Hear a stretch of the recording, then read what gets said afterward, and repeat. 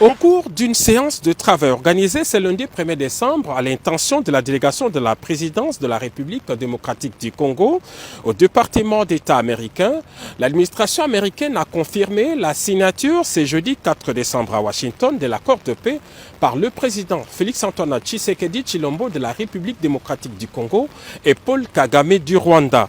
Les deux chefs d'État sont d'ailleurs attendus sur le territoire américain ce mardi 2 décembre.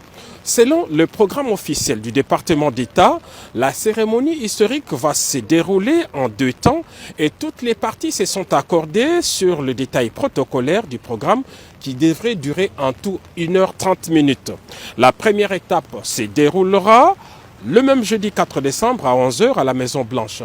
Le président américain Donald Trump va accueillir ses hôtes respectivement à 11h pour le président du Rwanda et 11h10 pour le président de la République démocratique du Congo avant de les convier à une rencontre trilatérale d'une dizaine de minutes dans son bureau ovale de la Maison-Blanche. Les protocoles ne prévoient pas à ce stade de prise de parole des deux chefs d'État. Seuls les ministres des Affaires étrangères de la République démocratique du Congo et du Rwanda accompagneront les deux chefs d'État dans les bureaux du président américain. La signature de l'accord proprement dit aura lieu à l'USIP, United States Institute of Peace, l'Institut pour la paix des États-Unis d'Amérique. Pour marquer les caractères solennels et historiques de cette signature, 8 chefs d'État ou leurs représentants y sont attendus en qualité de témoins de cet accord, en plus du président Donald Trump. Il s'agit des dirigeants de l'Angola, du Burundi, du Kenya, de l'Ouganda, du Togo, du Qatar, des Émirats arabes unis et du président de la Commission de l'Union africaine.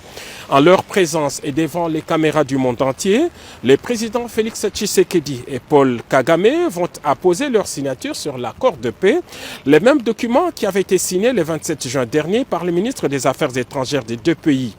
Par cet acte, les deux chefs d'État entérinent ce document, qui est un instrument international de paix formel et juridiquement contraignant, conclu entre les deux États souverains sous les bons offices des États-Unis d'Amérique et en présence des représentants du Qatar et du Togo en qualité de facilitateurs.